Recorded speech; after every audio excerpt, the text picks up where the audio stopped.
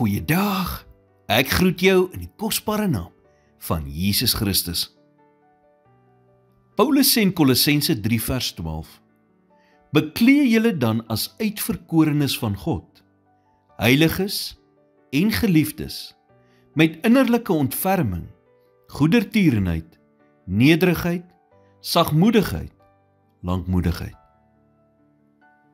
Goedertierenheid of goedgesindheid teenoor ander is iets wat ons altyd in ons verhoudings met ander mense moet toon.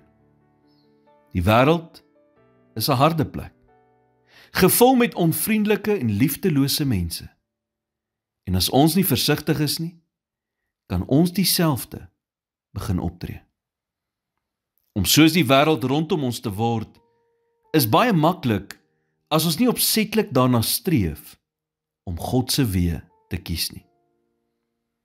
Paulus sê in 2 Korintiërs 5 vers 20, ons tree dan op as gesandte om Christus wil.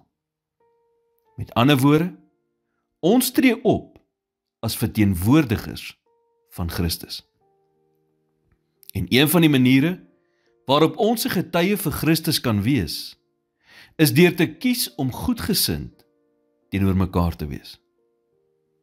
Jy sien, daar is nie 'n sekere manier hoe iemand lyk wat deur pyn gaan nie. Iemand kan breed glimlag en aan die ander kant diep bedroef wees. Iemand kan lyk asof hulle alles in hulle lewe agter mekaar het, maar aan die ander kant met verslawing sukkel. Iemand kan die mooiste voorkoms hê en nog steeds onseker wees.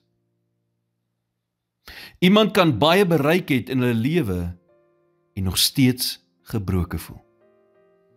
Iemand wat gewild is, kan geweldig eensaam voel. Iemand wat gelukkig lyk, kan in 'n laaste garingdraadjie van hoop vashou. Daar is nie 'n sekere manier hoe iemand lyk wat deur pyn gaan nie. Pyn diskrimineer nie. So ons kan nooit regtig weet waardeur iemand gaan op grond van wat ons van buite sien nie. Laat ons dus doelbewus, goedgesind en vriendelik met almal wees, selfs al lyk dit asof dit goed gaan, want ons weet nie. Here, U is altyd goed teenoor my. Al verdien ek dit die meeste van die tyd nie. Help my om ander mense te behandel soos wat U my behandel. In Jesus naam bid ek dit. Amen.